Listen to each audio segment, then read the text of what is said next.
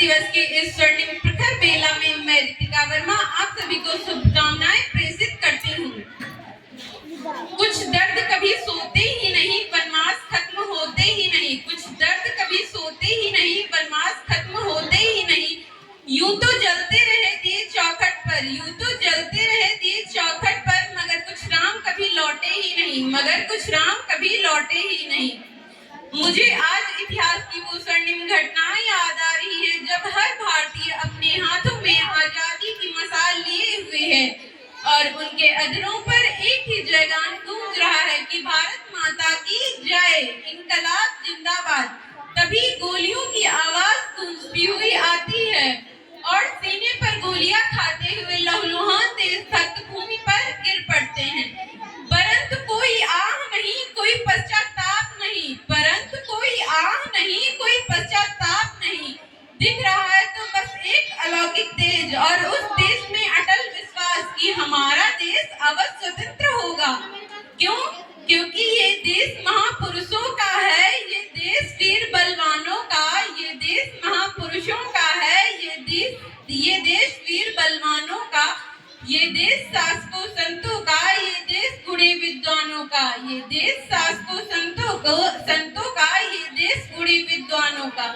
26 जनवरी 1950 को संविधान तो लागू हो गया, लेकिन अब भी यह बात ध्यान में रखनी शेष थी कि भारत की गौरव गाथा बार बार दोहरानी है, भारत की गौरव गाथा बार बार दोहरानी है। प्यारा भारत देश हमारा, हम सब हिंदुस्तानी हैं।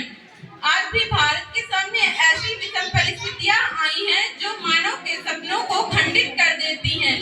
तब मन में यह भाव जागने लगता है कि सोचा था भारत देश को खुशियों से सजाएंगे, सोचा था भारत देश को खुशियों से सजाएंगे, क्षमता और सद्गुणों से भारत में बहारें लाएंगे, क्षमता और सद्गुणों से भारत में बहारें लाएंगे।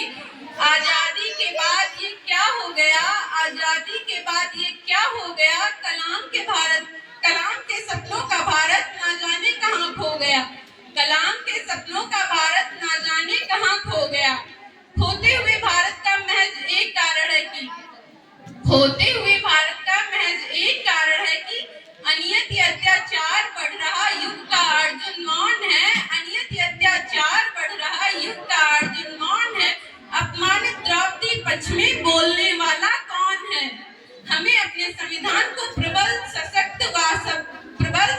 सफल व प्रभावशाली बनाने के लिए पूर्ण प्रयास करना चाहिए। हमें संस्कृति व मौलिक चिंतन बनाए रखना चाहिए, परंतु आजकल मौलिक चिंतन देखने को मिलता ही कहाँ है। इसीलिए कहते हैं नफरत बुरी है ना पालो इसे, दिल में जो खलस है निकालो इसे। नफरत बुरी है ना पालो इसे, दिल में जो खलस है निकालो इसे। ना तेरा ना मेरा ना इसका ना उसका, ना तेरा ना मेरा ना इसका ना उसका, ये वतन हम सबका है, बचा लो इसे। हमें अपने देश पर किसी भी प्रकार की कोई आंच ना आने देने का पूर्ण प्रयास करना चाहिए कि कभी तिरंगे की छाया को शत्रु नहीं छू पाएगा, कभी तिरंगे की छाया को शत्रु नहीं छू पाएगा। धैर्य, एकता और साहस से हर प्रश्न सुलझता जाएगा, धैर्य, एकता और साहस से हर प्रश्न सुलझता जाएगा। अंत में अपनी वाणी को विराम देने के लिए मेरा आप सभी से अनुरोध है कि आप सभी अपने संविधान का सम्मान करें और अपने देश पर अपना सर्वस्व न्यौछावर करने का जज्बा रखें।